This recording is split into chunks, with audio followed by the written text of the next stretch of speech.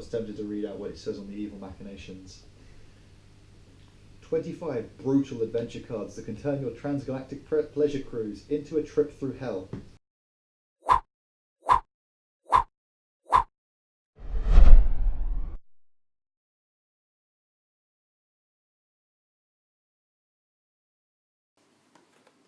Okay, welcome back. So we're sort of set up for the game now.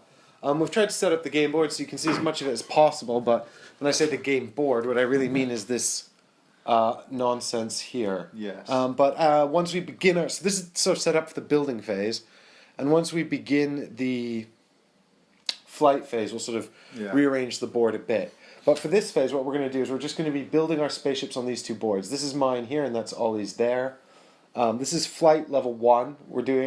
This is flight 1, which is also a level 1 flight, which means we've got level 1 ship boards and level 1 cards. Yep. Now, Ollie's 1A and I'm 1C. Those are our ship numbers. We've got all our components here. Now, there are a few rules when it comes to grabbing components. One is you can only pick up one at a time, and the other is you can only use one hand. Now, it's funny, this rule, the one-handed rule, was omitted, I believe. It was omitted from the Galaxy Trucker Anniversary Edition. However, if you look in the version of Galaxy Trucker I have, because I don't have the Anniversary Edition, I've got the individual boxes, it actually says in the box, you can pick up one piece at one time with one hand. You can look at it, and you either put it in your ship, or you put it back in the pile. When you put it back, do you put it back face up or face down? No, it's face down. Yeah, it's face down. It's the mystery for the other players. Yep, that's right. Now, if you find a piece that you want to use in your ship, but you don't want to use it yet, because once you've got a piece on your board, it can't be moved. You have to build attached to it. Now, in the case of Ollie's ship, he's got his starting crew cabin in his ship. Yeah. It's a rather unique feature of the sea-level ships that the crew cabin doesn't actually start inside the ship. So Ollie will have to build outwards from his crew cabin. I can start anywhere on this board, building away from that piece, or I could start by placing my crew cabin down somewhere and then building on that. The thing is, it starts here in my sort of my lost pieces part, and you can store pieces that you like in your up there on your ship. You can store 2 at a time, and you have to use them. If you don't use them, then they count against you at the end of the round. So you lose money before you can start. And the bad news is that I'm not allowed to store any pieces in there so long as my crew cabin is there. So I have to use that if I want to sort of store pieces. Having said that, with only 2 players, this shouldn't be too bad of a race. Maybe. I'm not sure.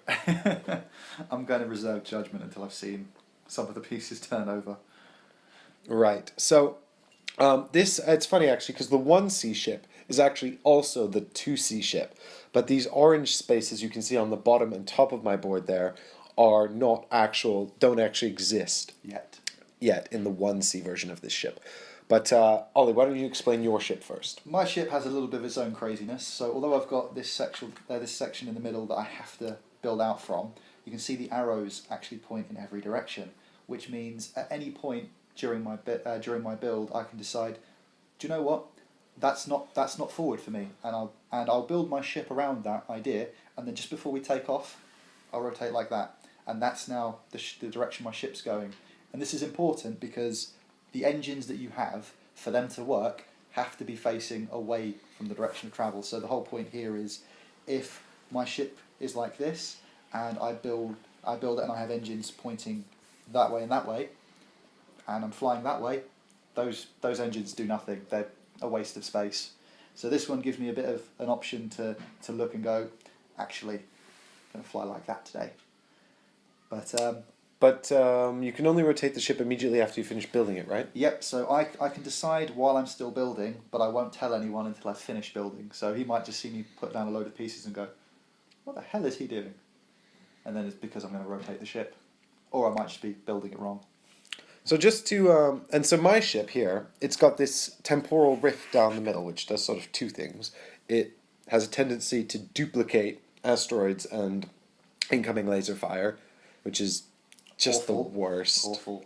So we're going to see what happens with that once we start flying. I've never flown with this ship before, actually, so that's going to be fun. The other thing about the temporal rift, or space splice, or whatever it is in the middle, I can only make same level connections across it. What this means is I can't actually benefit from the universal connector.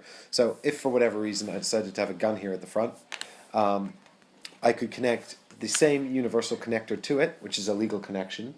However, I could not connect the double connector to it. Now this is a legal connection in every other ship, but not this one. Because Mike has to be special. Because I've decided, because I'm some kind of Sadist. to... I think it's masochist. Am I not being a masochist here?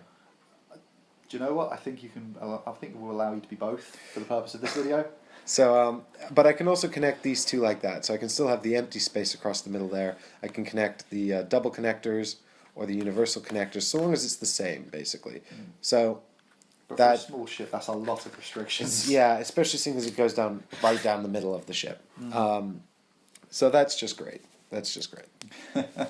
We shall see how it works. And personally, I'm looking and thinking I've definitely got the easiest ship to build, because that's every connection you make left to right.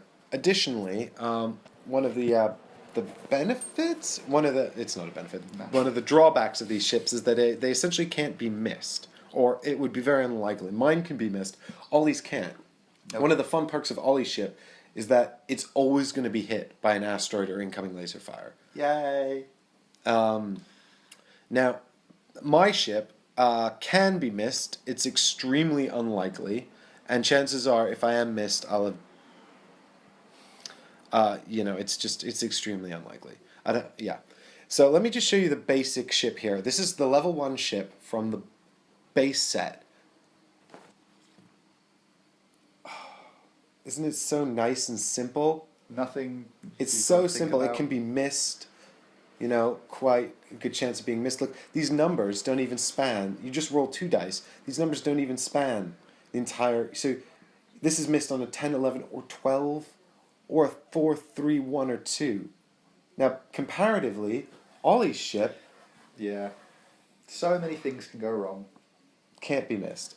Similarly, look at this. Look, that's 4. A 1, 2, or a 3, or a 10, 11, 12 just misses it. 4 also misses it. Just misses it. And you'll notice up here it says max -5. What this means is actually you lose $1 at the end of the mission for every component that's been knocked off of your ship. If you have more than 5 components knocked off your ship, you actually stop suffering disbenefit. You stop being penalized. Yeah. So that's the insurance on the ship. The ship's literally being insured by the sewage company to protect it. So you can't go too badly into penalty. You'll notice that on Ollie's ship and on my ship, there is no insurance. Yeah, mine's actually got quite a funny story for that. I was reading through the manual, and it even said that the man who designed this wrote in the application for insurance on page 173, haha, I bet no one read that far. And of course they did read that far, so they stamped it, application rejected, because they were prepared to insure it up until that point. Why, I don't know. And my ship is just completely uninsurable. Yeah, yours is a mess. Temporal anomaly. Don't ask me to describe how it looks. I don't know. We'll find out. Hopefully. Maybe. Could be. So, with that, for the first mission, we start with the timer here on part 1. Mm-hmm. Once the time runs out, someone will flip it over onto the start there, the start space here. And then when it runs out there, that's the end of shipbuilding. However, you can only flip it over onto the start for the last run through if you've already finished building your ship. So once it runs out the first time, it will just sit there. The minute one of us finishes building our ship, we go, I'm done. You grab one of these numbers, 1 or 2, and then you flip it over onto start, and once it runs out again, the last person's out of time. You can also take a timeout from shipbuilding once you've put down at least one component here on the board to look at these adventure cards. Now, we've got 4 piles of level 1 adventure cards here, making a total of 8 level 1 adventure cards that we'll have to fly through for our first flight. You can look at 6 of them while you're building. Of course, it costs you time. And 2 of them are sort of randomly determined. You can't look at those. So there will be a bit of a surprise going on. Now, one thing we've forgotten to do is deal out some Evil Machinations cards. We have indeed. We've also got to turn over our Rough Rider card. And do we reveal our mission now or later? I think we reveal it now. because it's part of the building. So the mission is Right, we'll have of course. to build certain things in. So did you determine which mission we were doing, or are we doing a random one? I thought random was going to be quite evil. So random is a terrible idea.